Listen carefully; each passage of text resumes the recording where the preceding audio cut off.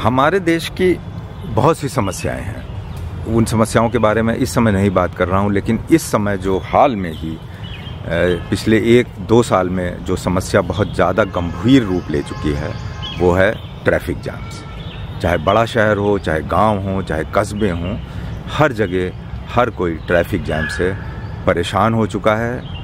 गाड़ी, स्कूटर तो अलग बात है, पैदल चलना मुश्किल हो चुका है।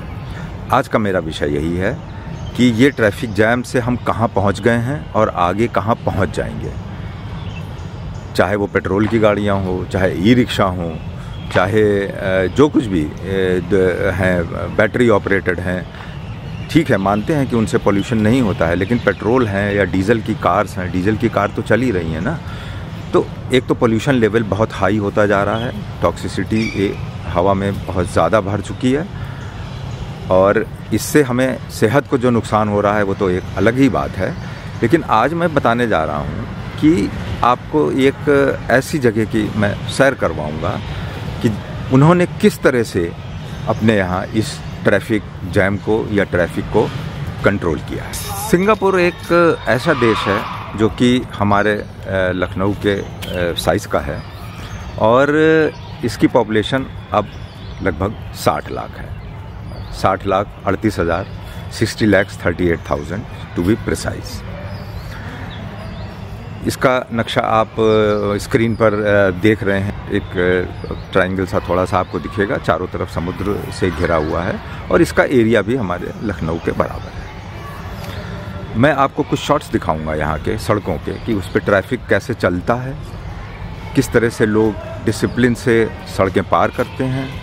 और यहाँ पे जो सबसे ख़ास बात है वो ये है कि इनका जो 60 लाख में से 4,75,000 घर यानी कि फैमिलीज़ हैं जो गाड़ी ओन करते हैं।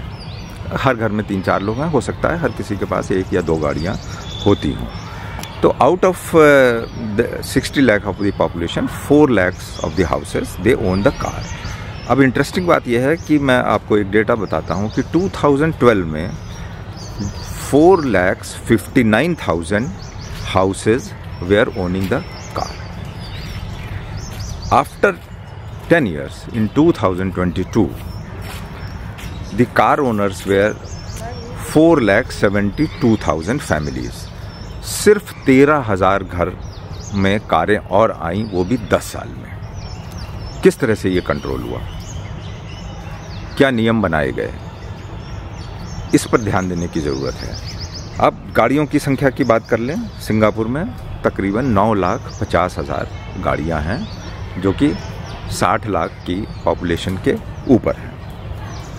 इंटरेस्टिंग डेटा देखिए, 2013 में वहाँ पर कार्स हैं जो फैमिली यूज़ के प्राइवेट व्हीकल्स हैं। वो तो मैंने आपको टोटल संख्या बताई, 9,50,000 वहाँ पे गाड़ियाँ हैं, जिसमें दूसरी बड़ी गाड़ियाँ और सब मिला विला करके हैं।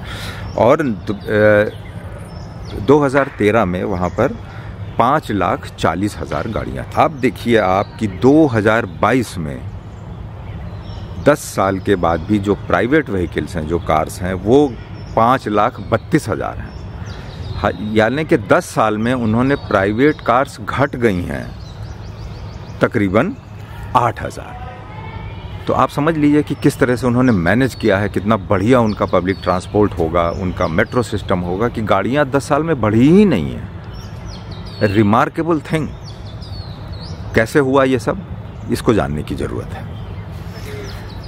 उन्होंने एक नियम बनाया कि हमारे यहाँ जितनी गाड़ियाँ हैं, मान लीजिए कि 10 लाख गाड़ियाँ हैं, उनका नियम है जैसे हमारे कंट्री में है कि 10 साल के बाद गाड़ी कंडम हो जाएगी। तो जिन गाड़ियों का 10 साल पूरा होगा वो स्क्रैप में चली जाएंगी। मान लीजिए कि 10 लाख में से हम एक फिगर ले लेते हैं, 10,000 गाड़ियाँ कंडम हुई किसी एक साल में, तो 10,000 गाड़ियाँ ही कंट्री में आएंगी। सिंगापुर में कार का निर्माण नहीं होता है, गाड़ियाँ सारी इंपोर्ट होती हैं। तो 10,000 गाड़ियाँ अगर कंडम की जाएंगी तो 10,000 आएंगी। अब ये लिमिट फिक्स कर दी गई है कि उससे ज़्यादा कंट्री में गाड़ी आ ही नहीं सकती, तो वो नंबर बढ़ेगा ही नहीं, ठीक है, बल्कि वो तो कम हो गया है। अब जब 10,000 गाड़ियाँ ही आएंगी और कार खरीदने वाले हैं कि हमको नई गाड़ियां लेनी है, जिनकी कंडम हुई है वो ले सकते हैं, दूसरे लोग भी ले सकते हैं, जो कोई भी कर सकता है। तो उनका ये कहना है कि 10,000 गाड़ियों के लिए आपको बिडिंग करनी पड़ेगी, हैं। आप ऐसे नहीं है कि गए शोरूम में आपने गाड़ी बुक करी और ख़रीद लिया। तो वहाँ पे जब पिछले साल का मैं डेटा दिखाता हूँ आपको, चार्ट में भी दिखाई देगा। पिछले साल क्या हुआ है कि इंडियन करेंसी में जो है वो 65 लाख की हाईएस्ट बिडिंग हुई है गाड़ियाँ ख़रीदने में। मतलब उसको कहते हैं वहाँ पे COE, मतलब कि सर्टिफिकेट ऑफ एंटाइटलमेंट, गाड़ी खरीदने की परमिशन। तो 65 लाख रुपए में वहाँ का लगभग हो गया जो है वो $1 लाख, सिंगापुर डॉलर। उतने में आपको परमिशन मिलेगी कि आप गाड़ी खरीद सकें, और गाड़ी की कीमत भी लगभग यही है। अगर मैं एक एग्जांपल दूं, जैसे टोयोटा कैमरी गाड़ी है हाइब्रिड, तो ये वहाँ पर 1.1 करोड़ में या 1.2 करोड़ में, मतलब जितने में गाड़ी खरीदने की परमिशन उतने की गाड़ी, तो आप 1.2 करोड़ में खरीद लीजिए। तो जो हाईएस्ट बिडर्स होते हैं उन्होंने ऊपर से चेक कर लिया कि इनकी बिडिंग सबसे ज़्यादा है, उसके बाद ये है, ये आपको उतनी ही गाड़ियाँ होंगी, उसके बाद बंद।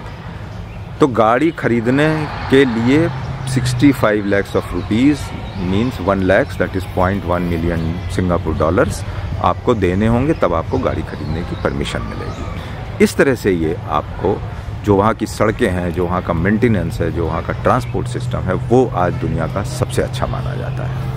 And it is almost zero pollution nation. चलिए एक सैर करते हैं छोटी सी, आपको ये दिखाने के लिए कि ये सब जो मैंने बातें की हैं उसका सड़क पर क्या असर पड़ा है। इस नक्शे में देखिए सिंगापुर पूरा एक जैसा ही खूबसूरत है, वहाँ कोई गांव और देहात और ये सेंट्रल है, ये बाहर है, ऐसा कुछ नहीं है। तो मैं छोटा सा एक, हमने गाड़ी में डबल डेकर बसेस चलती हैं, मैं गाड़ी के ऊपर फ्रंट सीट पर जाकर बैठा। बिल्कुल आप देखिए फ़ोटो में कि पूरी बसें खाली हैं। ये दिन का नज़ारा है कि मैं गाड़ी में अकेला ही बैठा हुआ हूँ बस में। मेरे घर के नीचे से ही वहाँ पर 15 बसें, नंबर की बसेस चलती हैं जो आपको सिंगापुर के डिफरेंट एरियाज़ में ले जाती हैं, और इस तरह के बस स्टॉप सब जगह हैं एंड वेरी फ्रिक्वेंटली, हर जगह। 2 मिनट से ज़्यादा आपको कहीं जाने के लिए वेट नहीं करना पड़ता पब्लिक ट्रांसपोर्ट में। खैर मैं ऊपर बैठ कर के ये मैंने वीडियोस खींचे हैं मैं, जो कि यहाँ की फेमस ऑर्चर्ड रोड के थ्रू करते करते सेंटोसा आइलैंड की तरफ, वो भी बहुत मशहूर जगह है, सुनी होगी, वो जाते हैं। अब आप सड़क पर देखिए कि कैसे क्या क्या हो रहा है, किस तरह से बस रुक रही है, बस की लेन अलग है। रेड लाइट पर आप देखिए बस रुकी हुई है। जो पेडेस्ट्रियंस हैं वो ग्रीन लाइट होने पे, अगर एक भी पेडेस्ट्रियन है तो सारा ट्रैफिक रुक जाएगा, वो ग्रीन लाइट पे क्रॉस करेगा, और उसके बाद फिर जब आपकी बस की ग्रीन लाइट होगी तब वो आगे चलेगी।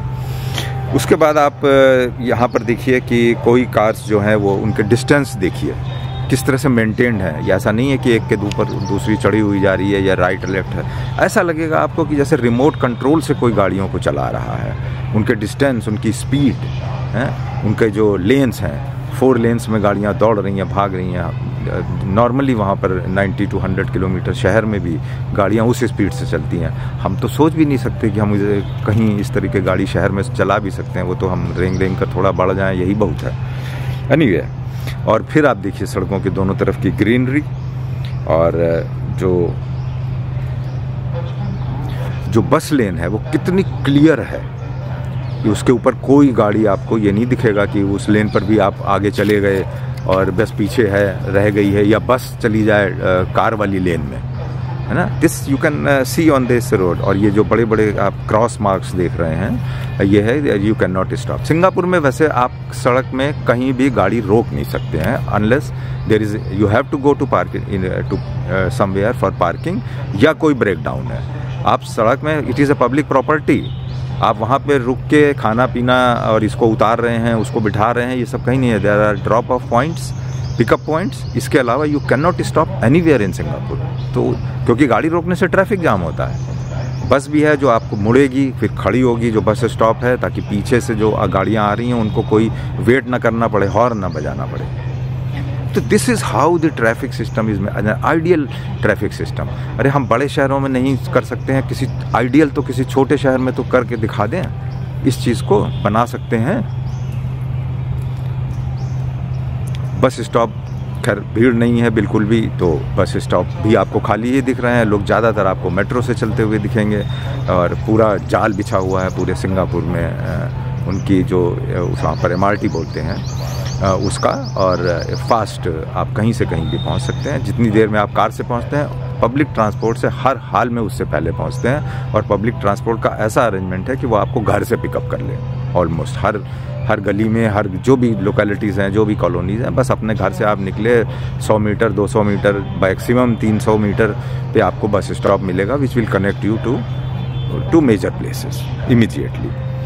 इसके बाद आप देखिए कितना तरीके से आप यहाँ पर देखिए, एक साइकिलिस्ट पार कर रहा है, वो भी ग्रीन लाइट पे पार कर रहा है, और सारा ट्रैफिक कितना डिसिप्लिन्ड वे में रुका हुआ है। ये सीन देख करके मन खुश हो जाता है। लोग भी डिसिप्लिन्ड हैं, साइकिलिस्ट भी डिसिप्लिन्ड है, पेडेस्ट्रियन भी डिसिप्लिन है, और जो पेडेस्ट्रियंस हैं बाईं तरफ देखिए आप, पूरे जो उनके वॉकवेज हैं वो पूरे शेडेड हैं ताकि धूप और पानी से पैदल चलने वालों को परेशानी ना हो।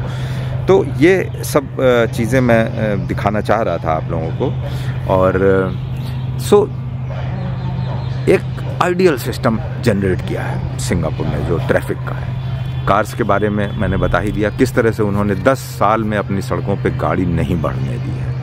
अब हम जिस स्पीड से चल रहे हैं, हम सोच सकते हैं कि 10 साल के बाद तो हम घर से बाहर ही नहीं निकल पाएंगे। कुछ तो सोचना है कि क्या किया जाना है और कैसे किया जाना है। कुछ सरकार सोच रही है, लेकिन जो हमारे यहाँ जो निवेश हो रहा है, जो इन्वेस्टमेंट हो रहा है गाड़ी बनाने वाली बड़ी बड़ी इंटरनेशनल कंपनीज़ का, तो यहाँ पे उनको लोन्स मिल रहे हैं इतने ज़्यादा हैं, तो भाई इनका खामियाजा हम ही को भुगतना पड़ेगा। जितने लोन मिलेंगे उतनी गाड़ियाँ खरीदी जाएंगी, उतनी सड़कों पर आएंगी, बाइक्स होंगे, 3 व्हीलर्स होंगे, ई-रिक्शा होंगे, बहुत कुछ होगा।